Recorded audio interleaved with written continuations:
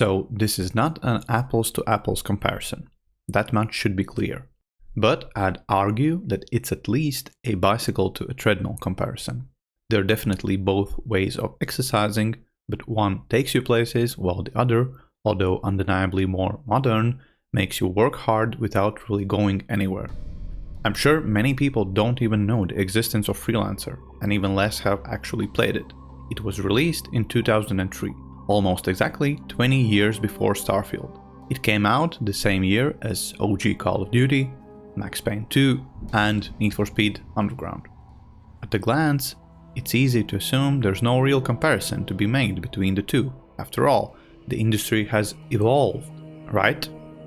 But I'd argue that evolution doesn't always mean progress.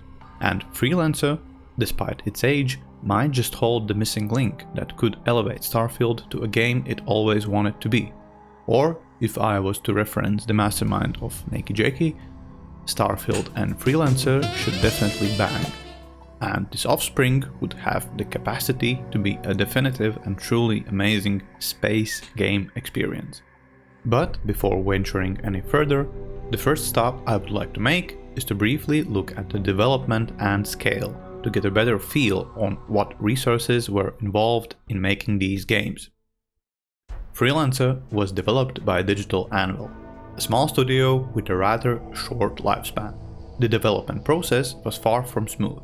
It started in 1997, and the initial very ambitious 2.5-year development plan stretched out, and the game took 6 years to see the light of day. During this development, Digital Anvil was purchased by Microsoft, and the game was published by Microsoft Game Studios. Although Freelancer could not be considered a commercial flop, it didn't reach the expected sales, and it did not live up to the expected hype to its full extent, which at this point might already be an established tradition in the space genre. Starfield, of course, was developed by none other than Bethesda Game Studios, run by the Lord and Savior of gaming himself, Mr. Todd Howard. The length of the development was actually quite similar to that of Freelancers, around 5 to 7 years based on different sources. But to give a perspective of the scope, Freelancer was developed by 30 to 50 people at the very peak, while Starfield development included at least 500 people, no less than tenfold difference on the cost and available resources. Freelancer's development was plagued by scope creep and delays. If you read an interview with one of the most influential Digital Anvil founders, Chris Roberts, from the year 2000, it's clear quite early that he is talking about a much bigger scoped game. But nevertheless, he at least had a strong and coherent vision for the game. After the Microsoft acquisition, he had to step away from his leading position and stay as a consultant. And even after a large portion of his ideas and scope had to stay in the cutting room floor to actually finish anything, the final game still had some of the original DNA left. And I would say it still had a somewhat clear identity of what kind of game it wanted to be, even if it was not the grand adventure initially promised by Chris. Starfield is unarguably a bigger game with better graphics, larger scope, and more features that Freelancer could only dream of. There is no controllable character outside your ship, no branching dialogue options, and no large-scale side quests in Freelancer. But I believe that it has elements like exploration, space combat, and world building that match and even surpass Starfield despite the age and budget gap. And if these elements from both games could be combined, it could make the almost perfect space game. But the game's identity is more than just its development. It's also defined by the story it tells. When it comes to the narrative arcs of Freelancer and Starfield, there are interesting parallels despite the 20-year gap between them. Both games set you on a path where your character begins as an ordinary person who quickly becomes a part of something much larger and more mysterious. And of course, there is nothing more mysterious in space than alien artifacts. In Freelancer, you play as Edison Trent, your average Joe type of character who is Freelancer by trade. He said it! He said it! And one way to sum up Freelancer's story would be something like this. When moving artifacts. What sort of artifacts? The artifacts! The artifact smuggling ring. It's about this. All artifact smugglers and illegal artifacts. I think it has something to do with this. Clearly an artifact. Keep that artifact out of sight. Maybe they're all digging for artifacts. Yes, I know quite a lot about this artifact. Stop illegal artifact smuggling. I have the Dom Kavash artifact. It's magnificent. I think it holds the answer to the artifact. The artifacts in the museum have come under renewed scrutiny. All of the museum artifacts. Seek a certain artifact. Neither the artifacts nor Takagi. Move the artifacts. The artifacts, the research, everything. To activate the artifact. Which brings us to the artifact. Modifications to the artifact. Good work there, Trent. Trent, good job. Received the Lone Star for bravery, the highest decoration any individual in the colonies can receive. In Starfield, you start as a random miner. In my case, I'm Madison Rent, an ex-bounty hunter who turns out to be a space dragonborn. And the story could be summed up sounding like this. The artifact. The artifact. The artifact. The artifact. The artifacts. Artifacts. Artifact. An artifact. An artifact. The artifact. The artifacts. Artifacts. The artifact. The artifact. Artifacts. Artifacts. Artifacts. Artifacts. Artifact. The artifacts. Artifacts. The artifact. An artifact. The artifact. The artifact. The artifacts. The artifact. An artifact. The artifacts. Artifact. The artifacts! The artifact! Artifact! Artifact! Artifact! Artifact! Artifacts! Artifact! Artifacts! Artifacts! Artifact. An artifact. Artifact. Artifact. Artifacts. The artifact. Artifact! The artifacts! Artifact! The artifacts. But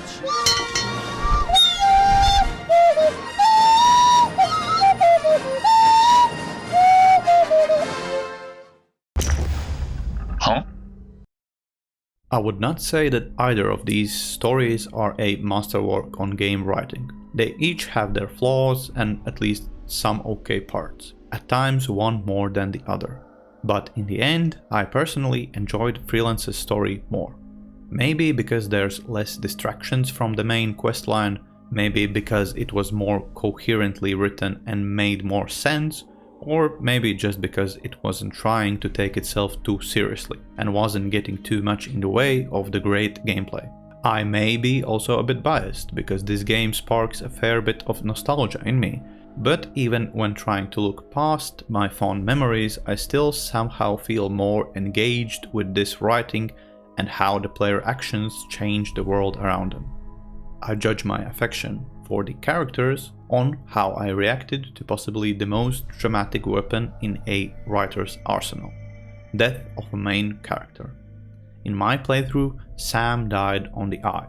And to be fair, I couldn't care any less. I met the dude basically once and we went on a field trip, but the game expected me to go full Forrest Gump finding Jenny on the eye. I also did not cry my eyes out when Lieutenant Ozu sacrificed himself so Trent could obtain the Proteus Tome, but I at least had some affection for the character. Also, it's important how the story is delivered to the player. In Freelancer, you have these big cinematic in-game cutscenes, where ships are blowing up left and right and someone is yelling over the radio. Then there are the character in-person dialogue cutscenes, during which no certain robot is asking me if I'm satisfied with my accommodations in the lodge. All statements made have been factual. And you also have Trent's personal log, which summarizes all that's happening from Trent's perspective. In Starfield, the story is delivered mostly through dialogue, with one character staring in your soul, and via audio or text logs, which are scattered around the quest locations. It's not like I'm a fan of long and, God forbid, unskippable cutscenes in games, but I feel that it's easier to translate the necessary emotions of certain plot points through well-crafted cutscene, rather than littering places of interest with pieces of information that the player may or may not find and may or may not read or listen. Of course, you can't talk about Starfield's story without at least mentioning the whole multiverse thing. But I won't go any further than simply mentioning this, because it would be a whole nother video just to peel off all the absurdity which is connected to this. Instead, I'll get straight to a part which is, in my opinion, the most important in this comparison, and that is the exploration. When playing Freelancer, I always thought how cool would it be to walk around all the planets and stations that you could land on, to explore the multiple shops, bars and hangars, to stand in the rain of New London or in the green clouds of New Berlin and be more involved part of this vibrant world. This idea has been living rent-free in my head since I first picked up Freelancer years ago, and then I heard about Starfield. It sounded like this game addressed all my fantasies and they had become reality. And it did. Sort of. Alright. In exchange for the ability to walk around all the interesting planets I found while roaming around the Sirius sector, I lost the very ability to roam and travel. It takes effort to go from one place to another in Freelancer, but this makes the player plan their trip accordingly. Also, it is rewarding to finally reach a place after seeing it small in a distance and then slowly becoming larger and taking up more of your screen space. This whole experience was replaced with hovering around mostly aimlessly in a very limited space above the planets, which although have a rather larger scale, feel empty, lifeless, and I must admit even tedious. The whole charm of spending real-time traveling between places of interest and getting distracted along the way is now replaced with a fast traveling system and few loading screens. I don't think it's a good indication of a space game if I consciously choose to avoid my spaceship whenever possible. And the crazy part for me is that there was already a decent functioning system made for this exact purpose. In Freelancer, you are able to fly anywhere in a system, but of course it takes some time to get there. So traveling within a system is solved by the system of trade lanes that function like the arteries of the system or tubes that connect parts of interest in a system, allowing the player's ship to move faster while keeping the scale intact. There are also places that don't have any trade lanes connected to them, so it's always interesting to argue with yourself if it's worth to go there and check it out. Another mechanic that I like about the trade lanes is that under normal circumstances you are able to exit the trade lane only at one end or the other, but you are able to enter the trade lane from any gate in between. This way, you need to make the long journey without trade lanes only one way, but you can make the return trip just shorter enough by using the trade lanes. Then you use the jump gates to travel between systems, where it also makes sense to pop in a loading screen. After discovering more systems, you can also find secret jump holes that function like shortcuts between systems, so you don't have to travel over and over through the same path. So you reduce the grind, but still makes sense in a broader context. It's so simple yet elegant.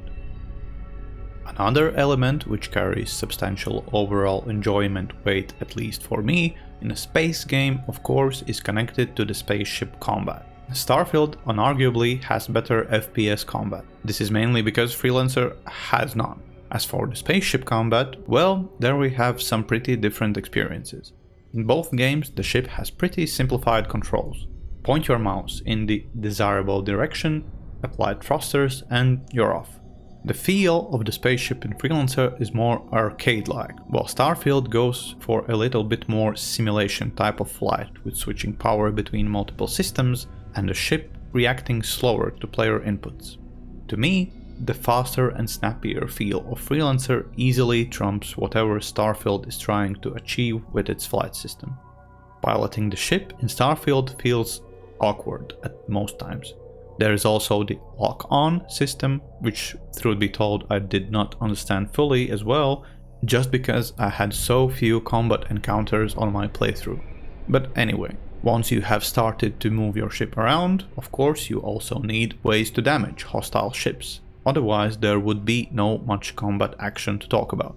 So the ships in both games are equipped with various weaponry: lasers, missiles, mines and torpedoes in Freelancer, and laser, ballistic, particle, electromagnetic and missile weapons in Starfield. Both games have fairly similar reloading system mechanics. The ship has a certain amount of energy dedicated to the weapons systems, and based on how energy intensive weaponry you choose, you can use it for a certain amount of time. you can deal less damage over a longer period of time without needing to pause, or deal a short, heavy burst damage. One of the main differences in the space combat department are the intensity and scale of the space battles. First of all, there is not much space combat in Starfield at all. On the rare occasion you fight other ships, the battles feel underwhelming and confusing. The scale is very limited as you fight a few ships at most. The largest battle I encountered while playing through the main campaign was fighting 3 starborn ships near the very end of the campaign. And as I had so little space combat experience up to this point, the first few times it ended like this.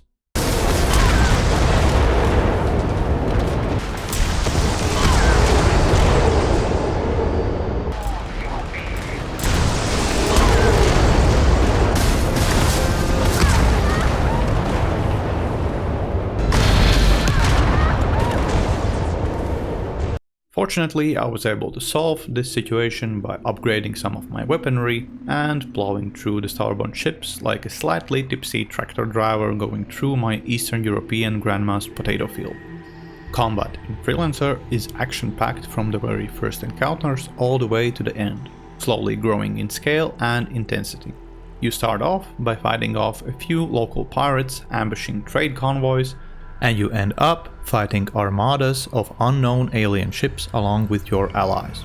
The environments range from open space to tight asteroid or debris fields where you have to make tight maneuvers or where you can take a quick refuge to recharge your shields.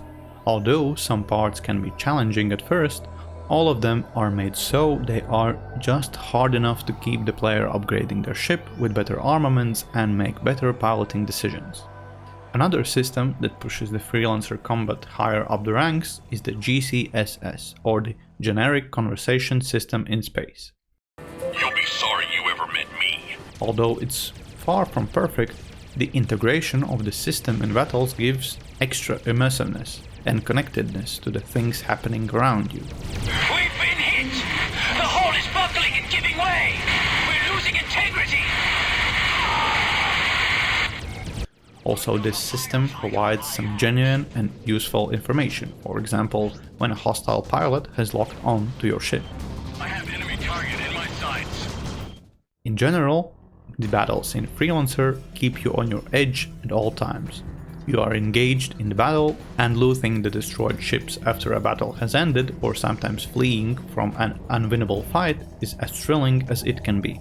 And if at least a fraction of this combat fluidness, combined with the seemingly high chaos-filled battles that feel alive, could be brought into the Starfield universe, in my opinion it would bring a whole extra dimension to the core gameplay loop.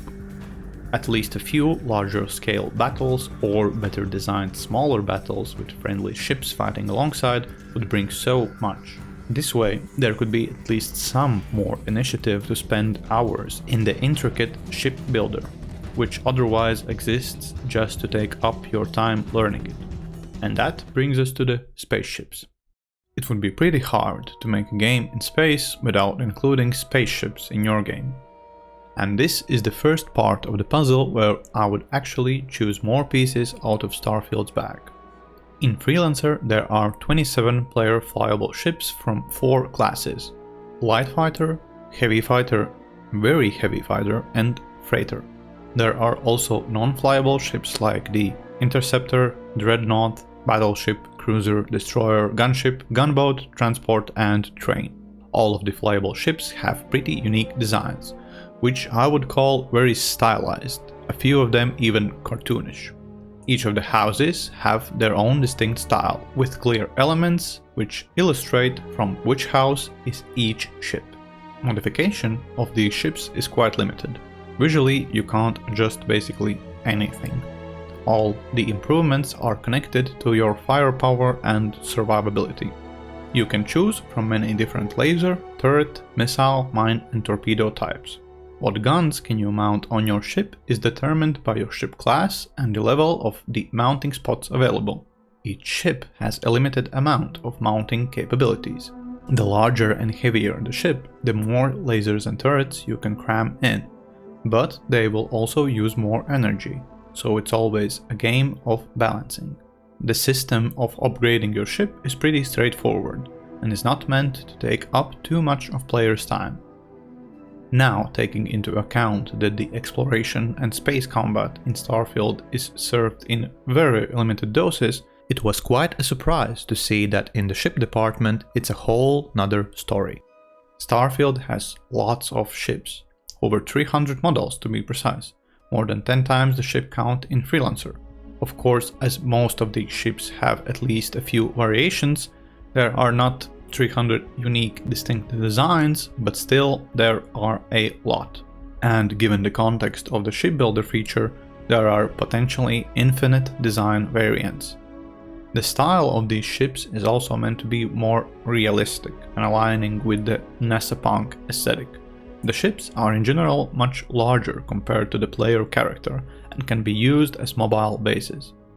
The idea on how the shipbuilder works in Starfield is something I could have only dreamed of when first playing Freelancer in the mid-2000s. The potential of customization and unique designs is really exciting. But in reality, I spent very little time on the shipbuilding screen, mainly because the time spent building the ship would far outweigh the actual flying and fighting with the ship, and also because the shipbuilder has a fairly steep learning curve and lots of systems that are not clearly explained to the player. In general, I like the potential of creativity with the shipbuilder system in Starfield, and I enjoy the ship design process as a whole. Only I wish if other parts of the game were better integrated with these mechanics. But at this point, I'm pretty sure that isolation of various game elements is the main theme of this game. And since we're talking about the isolation, let's talk about world building. It's not easy to make a space setting that feels believable, that feels alive and distracts you enough to keep away from its inevitable flaws. You have multiple difficult elements that need to be tied together and balanced in a coherent package that makes sense in a broader context and keeps the player immersed and entertained. I believe that although at a very smaller scale, Freelancer has a more tight world building, where the separate elements that build the world don't exist in a vacuum and fit together. The pieces are not perfect, but at least they are from the same puzzle. Freelancer's world is called the Sirius Sector, which is made of 49 star systems, but 2 of them can be visited only as a part of the main campaign. The Sirius Sector is colonized by 4 houses: Liberty, Rhineland, Kusari, and Bretonia, which are basically Space United States, Space Germany, Space Japan, and Space UK. Each of the houses are settled in 5 to 6 star systems. Each of the houses have a distinct stylized aesthetic made to represent their real-life counterparts. There are also independent, border, and edge worlds. All of the systems are populated by factions that can be either region-specific or can operate on a larger scale. There are many types of factions, like government and military organizations, companies and businesses, as well as criminal groups, neutral factions, and aliens. Around 50 factions in total. They all have interconnected relationships with each other and with the player. Helping or hurting one faction will affect your relationship with another's accordingly. It's not an overly complicated premise with a healthy amount of video game logic, but it has enough depth that it makes at least some sense and works well enough within the game's scope. Factions in Starfield are a mixed bag to say the least. First, you have the joinable factions. Constellation, allegedly the last group of space explorers with around 10 members, United Colonies or the Space United States, Freestar Collective or the Space Cowboys, House Varun or the very specific space religion fanatics, Crimson Fleet, Organized Crime General Bad Guys, and Ryujin Industries, a megacorporation or Space Amazon. Also, there are the Starborn, which could be classified as a secret organization which exists only for the purposes of advancing the main campaign. Besides these, there are a few other secondary factions that are similar: religious groups, criminals, and corporations. In total, around 20 factions that allegedly populate 120 star systems of the game world, which is called the Settled Systems. There is a lot of content out there dedicated on deconstructing these factions, and if you want to learn more, I could not recommend Patrician's video enough. But to keep it short, you have to really look past the never-ending lack of logic and coherence why exactly these are the factions that exist in this game world. But what strikes me the most with comparing this to Freelancer world building is just how little interaction there is between each of the factions, and how they each just continue their own thing, and how they don't really change their views on the player based on interaction with other factions. You can easily spend hours doing quests for criminal groups just to return to the Space Cowboys and keep the law safe. Again, all these elements live inside a vacuum. They're isolated, with little to no interaction in between. This inevitably raises enough questions for the immersion to be challenged. Another aspect of world building that surprised me in Starfield was the economy, or more precise, the lack of it. In Freelancer there is a list of commodities, only around 40 items, so quite limited. But each of these items have different pricing based on the location where you are selling or purchasing them. A very simple economic system, but it at least makes sense and allows the player to act, for example, as a traveling trader if they want to do so. But then again, if you take into account other game design aspects like the large emphasis on fast travel, it all makes sense. You can't make an elaborate economy which could be cheesed for credits with minimal effort. And the circle comes around when once again one part of the game is limiting another due to lack of planning or made on purpose to force the player to enjoy the game in the intended way. Last thing that I want to briefly glance at regarding immersion and breaking it are the bugs. It's nothing new to encounter a certain amount of bugs in a Bethesda game, and you could definitely make a whole video just on this. But what actually surprised me while preparing this video was that I'm not sure if I encountered even a single bug while playing Freelancer. Of course, Starfield is a much more complex game with more systems to potentially go sideways, but at the same time, is that an excuse to normalize shipping expensive games with noticeable and immersion-breaking bugs which are already perceived as a regular part of the game? Now, let's talk mission design and progression.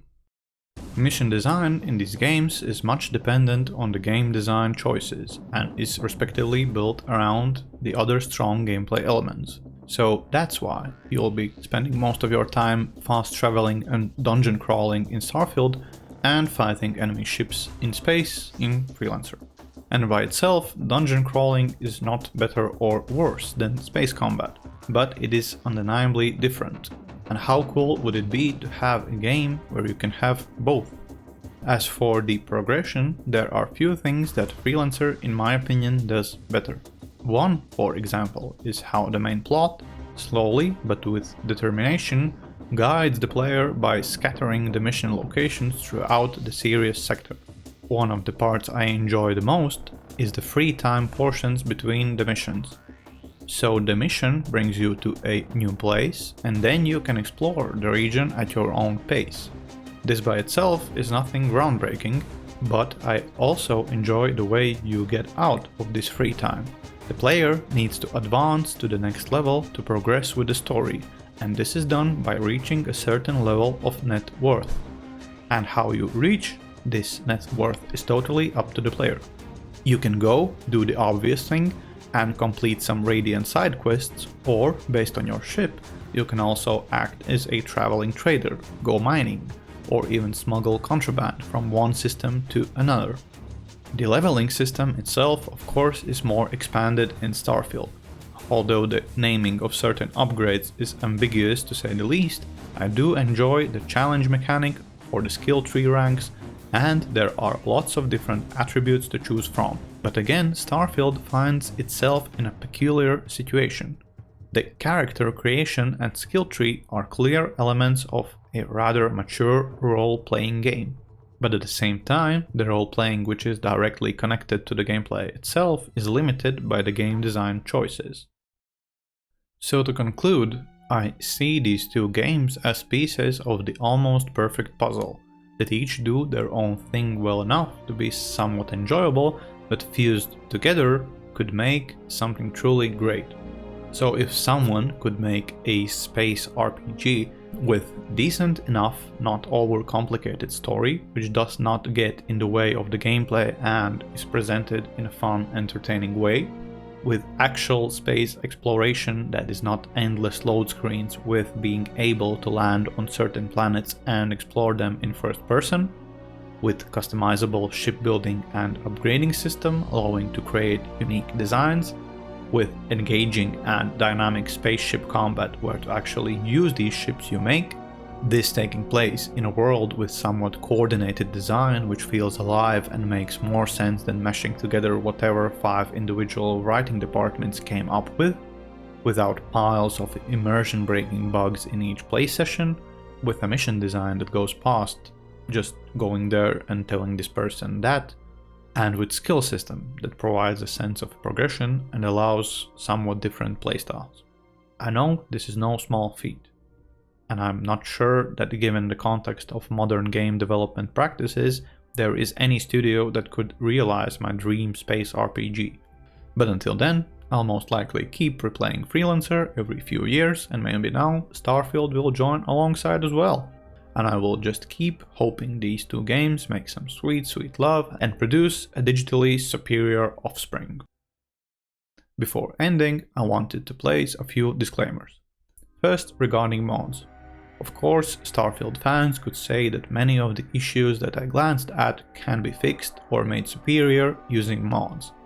Well, to that I say that Freelancer also has mods like Discovery, which is basically a whole different game in the same engine, and it would be an endless pit trying to argue which is better.